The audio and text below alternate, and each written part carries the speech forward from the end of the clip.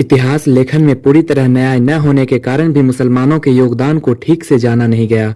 भारतीय राष्ट्र राज्य निर्माण में हिंदुओं के साथ मुसलमानों का भी योगदान रहा। मुगलों के आने के बाद राष्ट्र का वह स्वरूप नहीं रहा जो प्राचीन काल में था। मुल्क की संस्कृति एवं सभ्यता के स्वरूप में भी बदलाव आए और एक साझी संस्कृति का निर्माण हुआ। जंग आज़ादी में केवल हिंदुओं ने ही नहीं बल्कि मुसलमानों ने भी अपनी बड़ी कुर्बानियां दी हैं।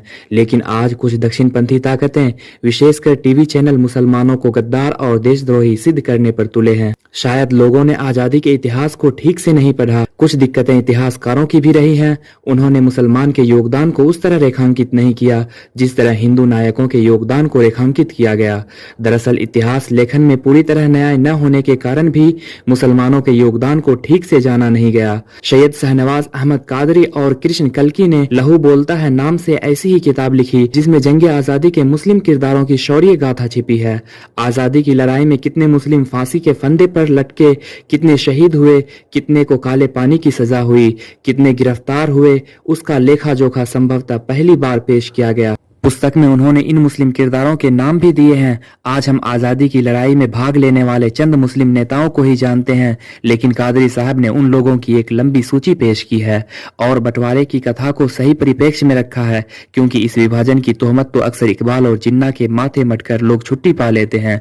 पुस्तक में मुस्लिम लीग के निर्माण की ऐतिहासिक परिस्थितियों का भी जिक्र किया गया है और कांग्रेस के भीतर मुसलमानों को लेकर की गई अंदरूनी सियासत का भी वर्णन है। 1857 की जंग आजादी की लड़ाई में हिंदुओं और मुसलमानों ने मिलकर लड़ी थी और इस जंग में 1 लाख मुस्लिम मारे गए थे। कानपुर से फर्रुखाबाद के बीच सड़कों के किनारे जितने पेड़ थे उन पर मौलानाओं को फांसी पर लटका दिया गया था। इसी तरह दिल्ली की चांदनी चौक से लेकर खैबर पख्तून तक जितने पेड़ थे उन पर भी उलमाओं को फांसी पर लटकाया गया था। 14,000 उलमाओं को सजाए मौत दी गई थी। जामा मस्जिद के लाल किले के बीच मैदान में उलमाओं को नंगा कर जिंदा जलाया गया था।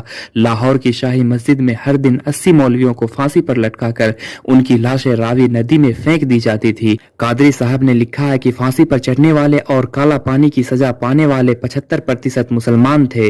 इतना ही नहीं, ये मुसलमान हैदर अली और टीपू सुल्तान के समय से ही अंग्रेजों के खिलाफ लड़ रहे थे।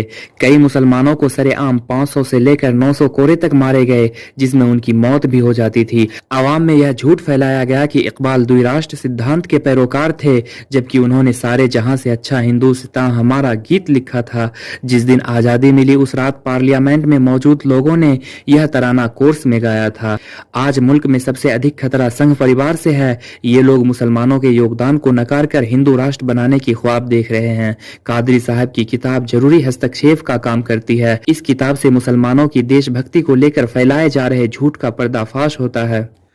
आज हम मुसलमानों की परिस्थिति यह है कि हम अपनों में ही लड़ रहे हैं और हमारे इतिहास के साथ छेड़छाड़ किया जा रहा है। अगर आप में इंसानियत है तो अपने जानने वालों में वीडियो शेयर जरूर करें ताकि हर कोई जान सके ये आज़ादी मुसलमानों के खून से ली गई है और हम आखिरी सांस तक इसकी हिफाजत करेंगे।